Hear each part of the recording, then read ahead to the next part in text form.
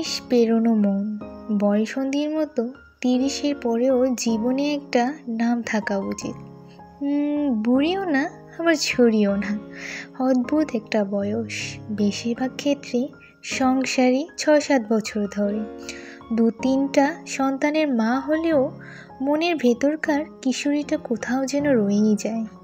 সেই মনের কিশোরীটাকে অবদমনের প্রচেষ্টা সব সময়, কারণ পরিবেশ পরিস্থিতির কাছে ছুরি হয়ে থাকাটা নিচ্ছক হাস্যকর। যা পাওয়া ছিল আর যা পাওয়া হয়নি, মনটা সেই হিসেব নিয়ে বসে না চাইতেও কত ব্যস্ত থাকা যায়। সংসার, রান্নাবান্না কিংবা অফিসে দিন শেষে না পাওয়াগুলো কেমন যেন খোঁচাতে থাকে। কেউ থাকুক, কেউ শুনুক মনের সব কথা, কোনো জাজমেন্ট ছাড়াই। এইদিকে সংসার, বাচ্চা কাচ্চা করতে করতে জীবনটা বন্ধুহীন। সবার যার যার ব্যস্ত। 30 পেরোনো তারাও ব্যস্ততার নাটক করছে। 30 পেরোনো মেয়েরা একটা কঠিন রোগে ভোগে, নস্টালজিয়া। কারণে অকারণে শুধু পুরনো কথা মনে হয়। ফেলে আসা শৈশব, তারুণ্যের চঞ্চলতা, মন, স্কুল, কলেজ, ভার্সিটি, সোনালি দিনগুলো। তার সাথে প্রথম দেখা কখনো না ফুরানো গল্প। বৃষ্টিবিলাসী যে কিছুক্ষণের জন্য নিজের হয়েছিল, যে কষ্ট দিয়েছিল কিংবা না চাইতেও যাকে কষ্ট দিতে হয়েছিল, সব মনে পড়ে যায়। সময়ে অসময়ে রাতের বেলায় সব কাজ সেরে আয়নার সামনে দাঁড়ালে বড় অসুন্দর লাগে নিজেকে। চুল পড়ে অর্ধেক, মুখে বলি রেখা সবে আঁকিবুকি করা শুরু করেছে। একসময়ে মেদহীন শরীরটা স্বপ্নের মতো লাগে।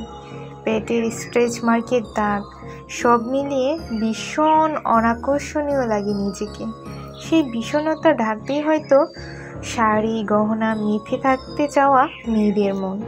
জীবনে অর্ধেকটা পার করে এসে 30 পেরোনো মেয়েদের দুর্নিবার প্রেমের ইচ্ছা জাগে। না, প্রেম করার জন্য না, প্রেম না, মনে হয় কেউ থাকুক, কেউ শুনুক সব কথা। আবার কারো আকর্ষণের কেন্দ্রবিন্দু হতে চায় মনটা আবার নতুন করে সব শুরু করতে চায়। মন নতুন কাউকে চায় না, মন পুরাতন মানুষকেই নতুন করে চায়। আবার তার চোখে তারা হয়েও থাকার বড় স্বাদ হয়। সংসার, বাস্তবতা সব অস্বীকার করতে মন চায় মাঝে মাঝে। 30 পেরোনো মেয়েদের বাবা মায়ের কথা খুব মনে পড়ে। সেই জীবনটার কথা মনে পড়ে প্রতি ক্ষণে ক্ষণে। আবার অনেকের বাবা মা হয়তো আল্লাহর কাছে, যাদের আছে কাছে বা দূরে, যা করতে ইচ্ছে করে তাদের জন্য চাইলেও করা যায় না। শুধু মেয়ের বাবা মা বলে অধিকারটা সীমিত করে রাখতে হবে, বিষয়টা খুব ভাবায়। নিজের সন্তানকে আঁকড়ে অন্যরকম সমাজে প্রত্যাশিত করে 30 পেরোনো মেয়েরা।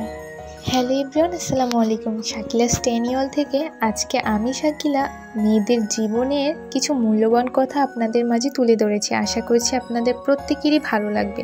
আসলে সমাজে মেয়েদেরকে কোন চোখে দেখা হয় সেটি আপনাদের সাথে শেয়ার করেছি।